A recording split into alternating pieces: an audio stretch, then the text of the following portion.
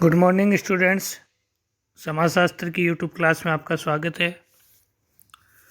समाजशास्त्र का परिचय प्रश्न पत्र में आज हम चर्चा करते हैं सामाजिक स्तरीकरण क्या होता है। सोशल स्ट्रेटिफिकेशन कहते हैं।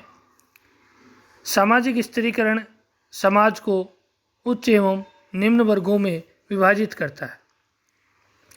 अतः स्तरीकरण विभेदीकरण का परिणाम है।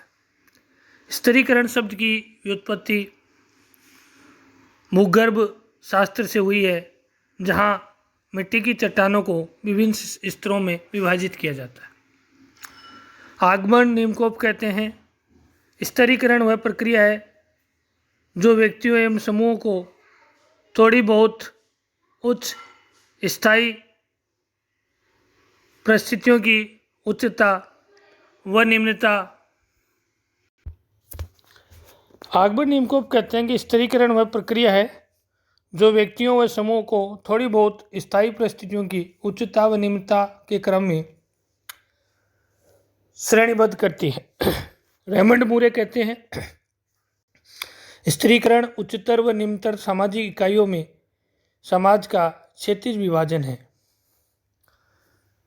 टालकट पार्सन्स कहते हैं, किसी समाज व्यवस्था में व्यक्तियों का ऊंचे और नीचे में के क्रम विन्यास में विभाजन ही स्तरीकरण है।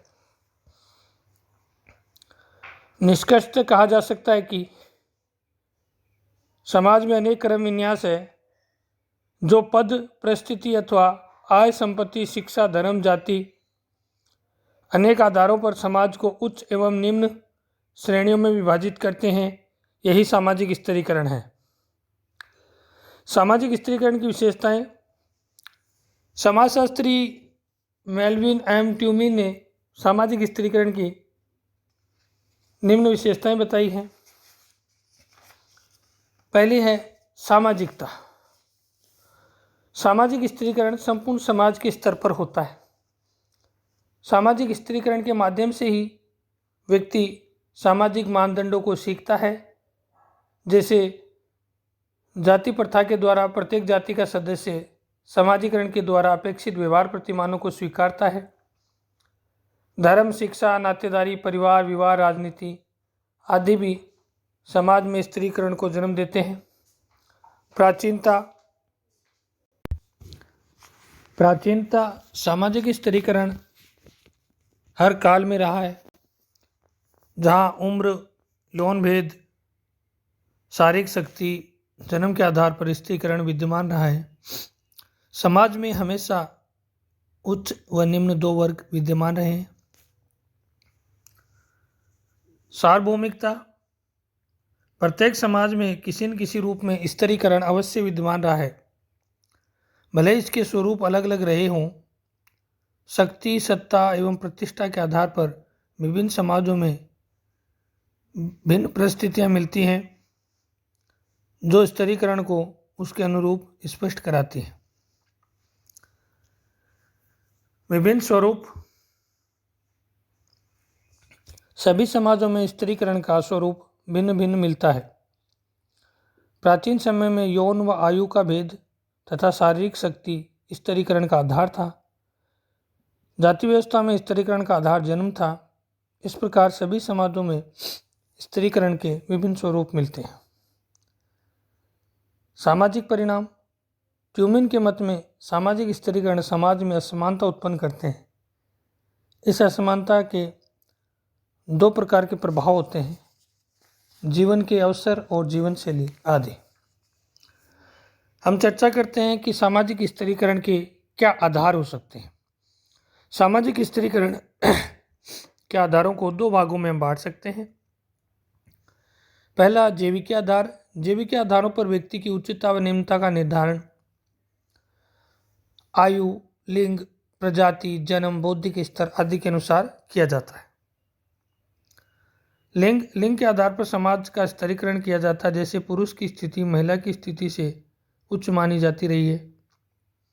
आयु के अनुसार परिवार में कार्यों को विभाजित किया जाता है। जैसे बड़ी आयु के लोगों को महत्वपूर्ण पद प्रदान किए जाते हैं। प्रजाति के आधार पर भी स्तरीकरण होता है। जिस प्रजाति के व्यक्ति का सत्ता में आधिपत्य हो जाता है वह अन्य प्रजातियों की तुलना में श्रेष्ठ मानी जाती है। जन्म उच्च कुल में जन्मे व्यक्ति श्रेष्ठ और निम्न कुल में जन्मने पर निम्न स्तर के माने जाते हैं और इससे समाज में स्तरीकरण उत्पन्न होता है।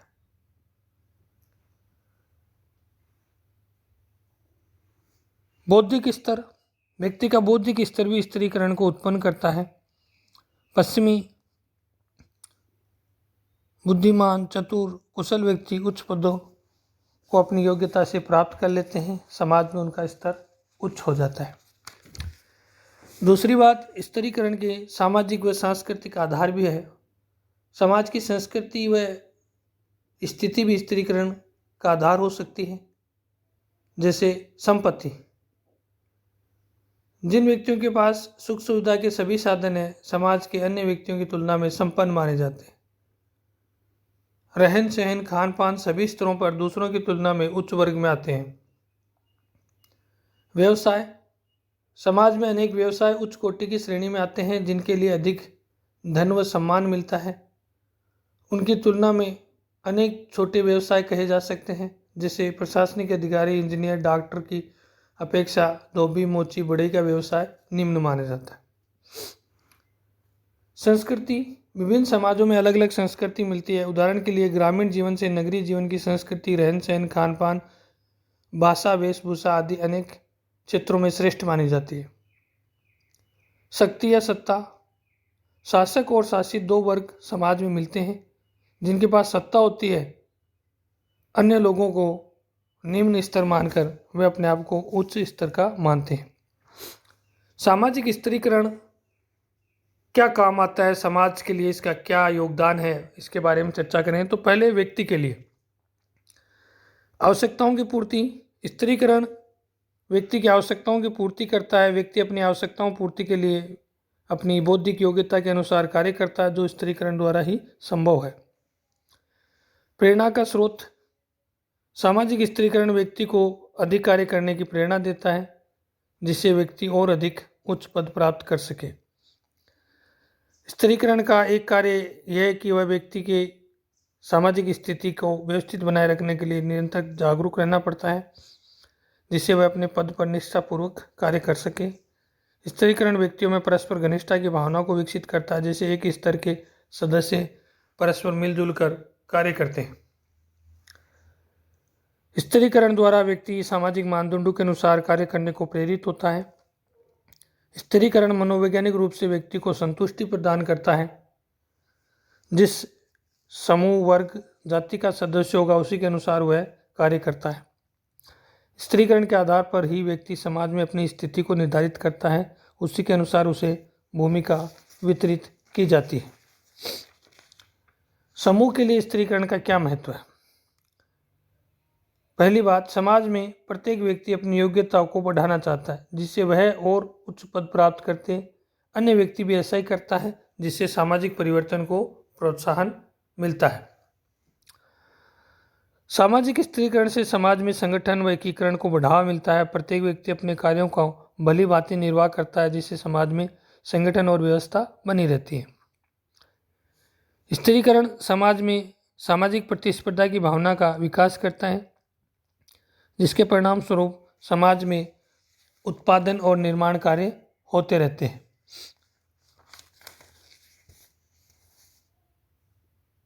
श्रम का विभाजन, स्तरीकरण से समाज में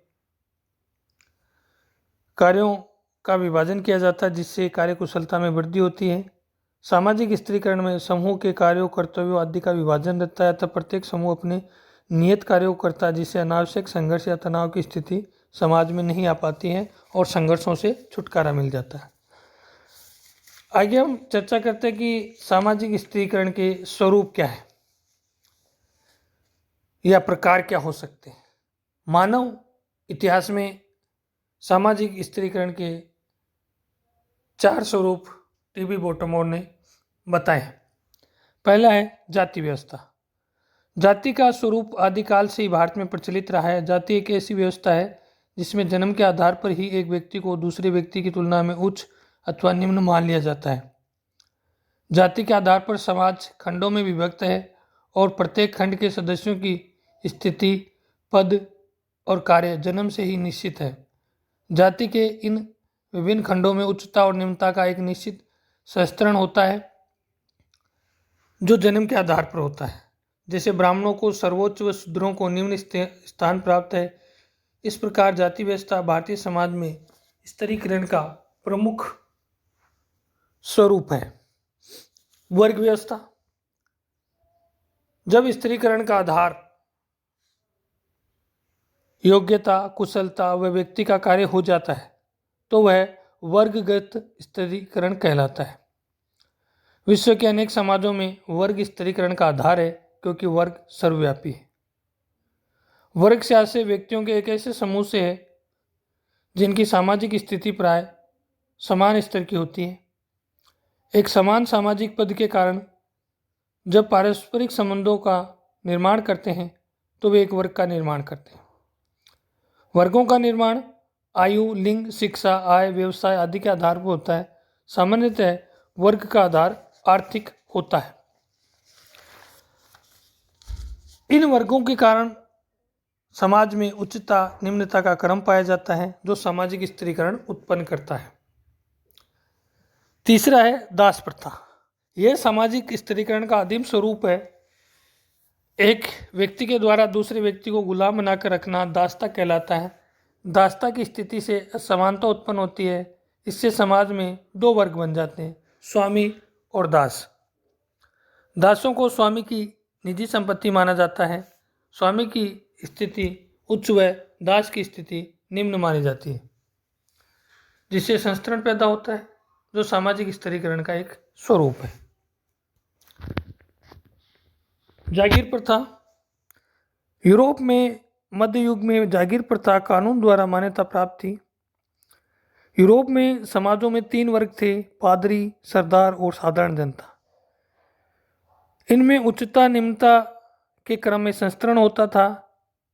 इन तीनों वर्गों की विशिष्ट जीवन शैली थी। बोटोमोर ने जागीर व्यवस्था की तीन विशेषताएं बताई हैं। प्रत्येक जागीर की एक परिभाषित परिस्थिति होती थी। जागीरों में स्पष्ट श्रम का विभाजन होता था। जागीरें राजनीतिक समूह होती थी। इन विशेषताओं के आधार पर जागीरों में उच्चता व निम्नता का संस्तरण पाया जाता था जो सामाजिक स्तरीकरण का एक स्वरूप है। आगामी वीडियो में हम चर्चा करेंगे कि सामाजिक स्तरीकरण समाज में किस प्रकार आया या किस प्रकार ये व्याप्त है, इसके कौन कौन से सिद्धांत हो सकते हैं। धन्यवाद।